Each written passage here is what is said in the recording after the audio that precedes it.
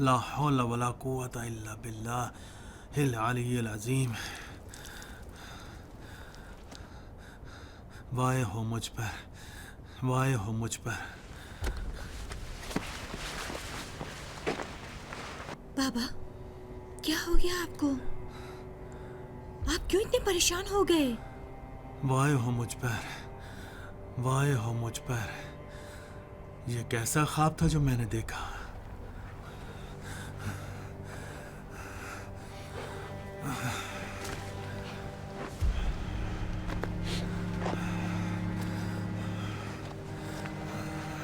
لائیے میں مدد کروں.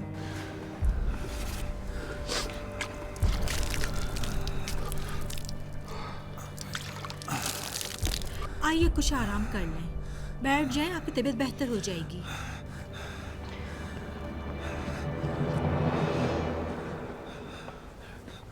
ارے میں کیسے آرام کروں جبکہ میرے وجود میں ایسی آگ لگی ہے جو مجھے اندر سے جھلسا رہی ہے، میری ہڈیوں کو جھلسا رہی ہے.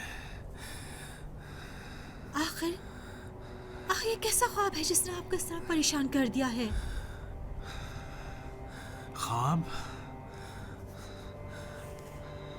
نہیں، خواب نہیں تھا. لگتا تھا کوئی حقیقت مجھ پر آشکار ہو رہی تھی. میں طائف میں ایک پہاڑ پر کھڑا ہوا تھا اور دوسرے سبھی لوگوں کی طرح کھڑا میں دیکھ رہا تھا کہ بچے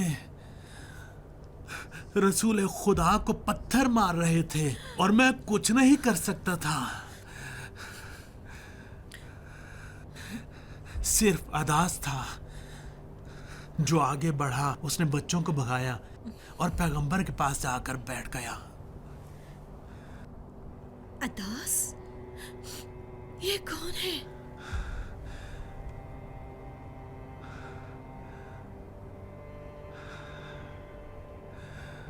اداس ایک نصرانی غلام اور نینوا کا رہنے والا تھا جس نے رسول خدا کے طائف آنے پر ان کی مدد کی اور ان کی باتوں کو سنا. لیکن رسول خدا کب طائف کی جانب گئے تھے؟ جس وقت رسول خدا اور آپ کے کچھ ساتھی شیب ابی طالب سے باہر نکلے تو تھوڑے ہی عرصے کے بعد ابو طالب اور خدیجہ انتقال کر گئے، اور پھر قریش پیغمبر اسلام کو اور زیادہ تنگ کرنے لگے.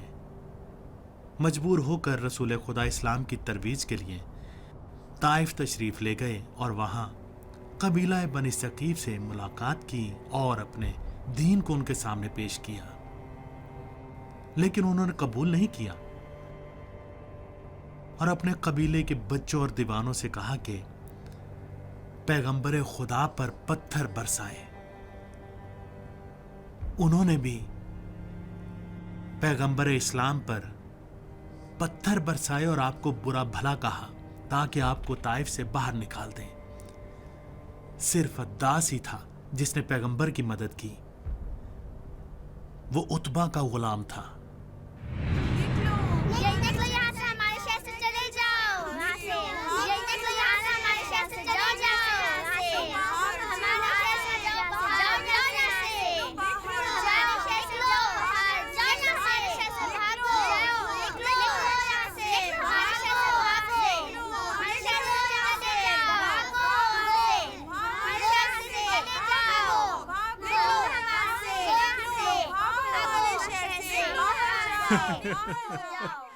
نبی خدا؟ اگر یہ نبی خدا ہے تو پھر میں کون ہوں؟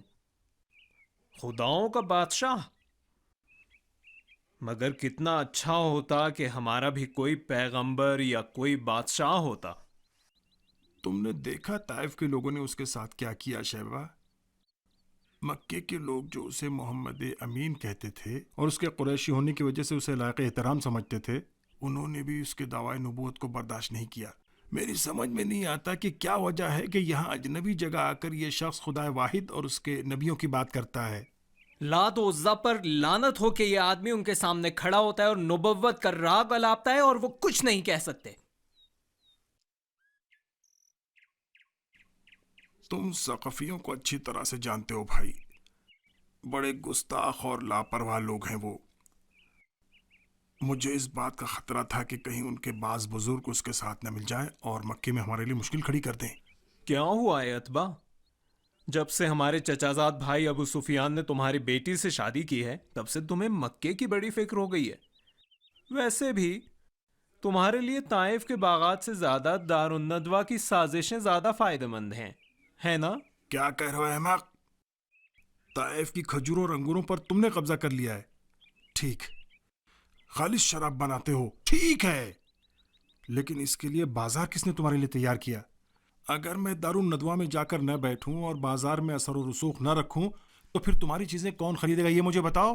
नाराज मत हो गतबा, हम लोग तजारत में ऐसे ही शरीक हैं जैसे लात व अज़्ज़ा खुदाई में। मैं ताइफ की चीजों को कम कीमत पर खरीदता हूं और उनकी खालिस शराब बनाता हूं। और तुम भी मक्के में महफिल जमाते हो और अपनी बीवी और लड़की के साथ मिलकर ताजिरों को उस शराब का आदी बनाते हो। काश मेरी बीवी और लड़की भी झंडे वाली होती और ताजिरों को अपनी तरफ इस हरबे के जरिए अपनी तरफ खींचती। वो देखो जरा अतबा। क्या हुआ शहबा? लगता है मोहम्मद हमारी तरफ आ रहा है। मोहम्मद हमारी तरफ आ रहा है? आखिर किस लिए? उसकी हालत ठीक नहीं लग रही, थका हारा लगता है। हक है उसे। अगर इतने पत्थर कोई मेरे ऊपर बरसाता तो न तो मैं चलने फिरने के काबिल रहता और न ही पैगंबरी का दावा करता, लेकिन उसे यहाँ नहीं आना चाहिए। इन बातों को छोड़ो, जरा देखो क्या हाल है उसका। नहीं, जानते हो अगर वो यहाँ पहुंच गया तो फिर ये नहीं हो सकता कि उसे दावत न दूं। पागल हो गए हो अतबा? ताइफ के बुजुर्गों ने उसे अपने पास से भगा दिया है, अपने बच्चों से कहा है कि उसे पत्थर मार कर बाहर निकाल दें, और तुम उसे अपने घर बुलाना चाहते हो। अरब मेहमान को अपने घर से नहीं निकालता शहबा, वो मोहम्मद है, कुरैश का शरीफ मोहतरम। अगर हम कुरैश की हुर्मत का ख्याल न रखें तो फिर हमारी अपनी सा खराब हो जाएगी। मैं नहीं कर सकता उतबा, तुम्हारी मोहम्मद से दोस्ती थी वो ठीक है, तुमने हजरुल अस्वद लगाने में उसकी मदद की थी ये भी ठीक है, मगर मैं इस शहर में रहना चाहता हूं, इसलिए मेरी जिंदगी खराब मत करो उतबा। अद्दास, अरे ओ अद्दास। अद्दास से क्या काम है? ठहरो। जी सरकार। सुनो अद्दास, जरा बाग में जाओ और अंगूर के कुछ खोशे तोड़कर उस आदमी को दे दो। जैसा आपका हुक्म। अद्दास सुनो, उसे अंगूर दोगे और वापस आ जाओगे, उससे घर की तरफ नहीं लाओगे, समझे? समझ गया मेरे आका। जनाब ये देखिए, आपके लिए अंगूर लाया हूं।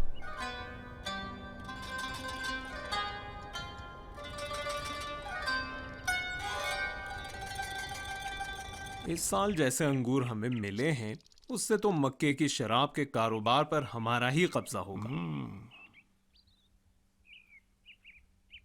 इस साल शाम की मंडी के बारे में सोच रहा हूं शहबा।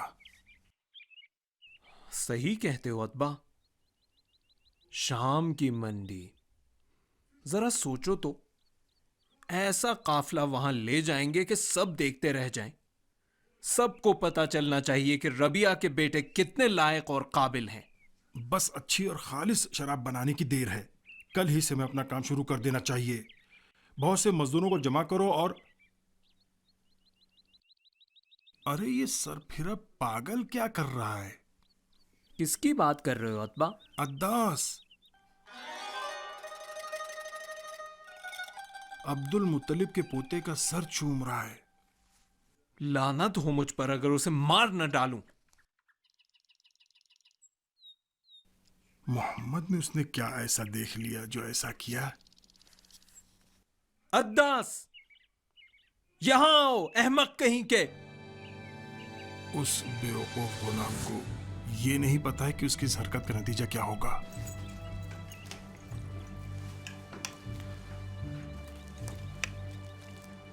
दूसरों ने अगर उसे देख लिया कि उसने मोहम्मद के साथ क्या किया है तो वो सोचेंगे मेरे और तुम्हारे कहने से किया है, और वो इस तरह हमारी तजारत को नुकसान पहुंचाएंगे। सरफिरा अहमक लड़का, जरा आने दो, बताता हूं उसे। बेवकूफ अहमक, ये क्या किया तुमने उस आदमी के साथ? हमने सिर्फ तुझसे कहा था कि अंगूर देकर वापस आ जाना, तू क्यों उसके पैरों पर जा पड़ा? अरे पागल, मैं तेरा आका हूँ, मेरे सामने तो तू कभी इतना नहीं झुकता।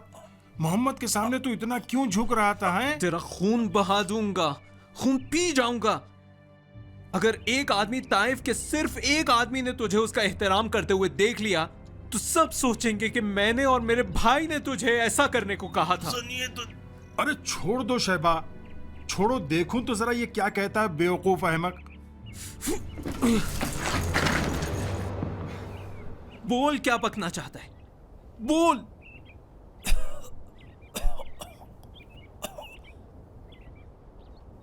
जैसा कि आपने हुक्म दिया था, मैंने अंगूर तोड़े और उनके पास गया।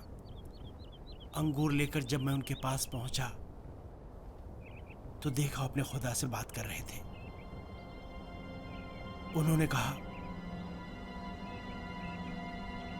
परवरदिगारा, मैं अपनी नातवानी, दरबदरी और लोगों की ज़रासानी का शिकवा तेरी बारगाह में करता हूं। पालने वाले, अगर तू मुझसे राजी हो जाए तो फिर मुझे कोई गम नहीं, मगर तेरी आफियत मेरे लिए ज्यादा बेहतर है। मैं उनके सामने झुक गया। जब उन्होंने देखा कि मैं अंगूर लाया हूं तो वो मुस्कुराए।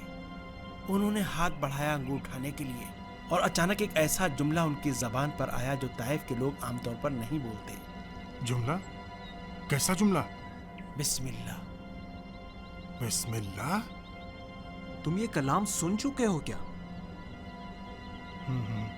बकवास करता है यही लब्बाज नसरानी लड़का। कसम खुदा की सच कह रहा हूं मैं। फिर क्या हुआ? मैंने कहा कि ये जुमला तो यहाँ के लोगों में राइज नहीं है। उन्होंने पूछा कि तुम कहाँ के रहने वाले? मैंने कहा कि नैनवा का रहने वाला हूँ। कहने लगे, नैनवा? नैनवा मेरे भाई यूनुस बिन मत्ता की सरजमीन है। यूनुस बिन मत्ता? अब ये कौन है? बकवास कर रहा है ये लड़का। मैंने कहा, क्या तुम यूनुस बिन मत्ता को जानते हो? कहने लगे, हाँ जानता हूँ। वो खुदा के भेजे हुए नबी थे और मैं खुदा का भेजा हुआ आखिरी नबी हूँ। अब बैठो ताकि मैं तुम्हें यूनुस की दास्तान सुनाऊं। फिर उन्होंने यूनुस की वही दास्तान मुझे सुनाई जो इंजील में बयान की गई है। कसम है उस खुदा की जिसने यूनुस को मछली के पेट में महफूज बस रखा। काफी है पागल। इतने कोड़े लगाऊंगा तुझे कि तेरी जान निकल जाए या उसके जादू का असर तेरे जिस्म से खत्म हो जाए। अरे क्या कर रहे हो शहबा? अब बस भी करो। अद्दास एक नादान गुलाम है। देख लिया कम अक्ल गुलाम, मोहम्मद ने तेरा दीन भी तुझसे छीन लिया और तेरी जान भी खतरे में डाल दी। लेकिन वो एक अच्छे और नेक आदमी है। मुझे यकीन है वो सचमुच खुदा के ये नबी कोड़ा है। मुझे देना।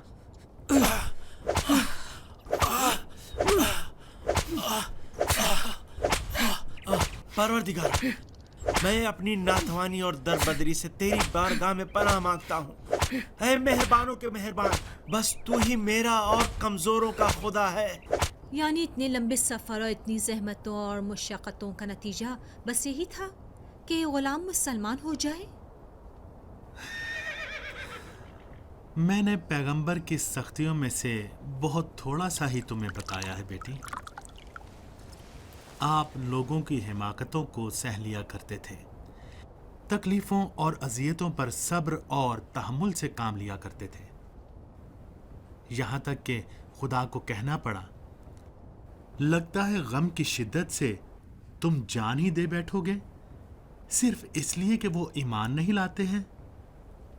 बाबा जान, सचमुच आपके परेशान होने की वजह सिर्फ यही ख्वाब था?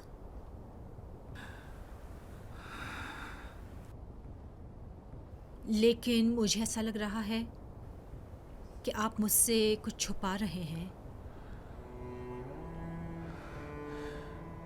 मैंने ख्वाब में देखा कि तुम्हारे दोनों भाई भी ताइफ के उन बच्चों के साथ पत्थर हाथ में लिए हुए थे اور ان سے رسول خدا کو مارنا چاہتے تھے، لیکن وہ پتھر ان کے ہاتھوں میں ہی رہ گئے اور ان سے خون نکل کر زمین پر گر رہا تھا۔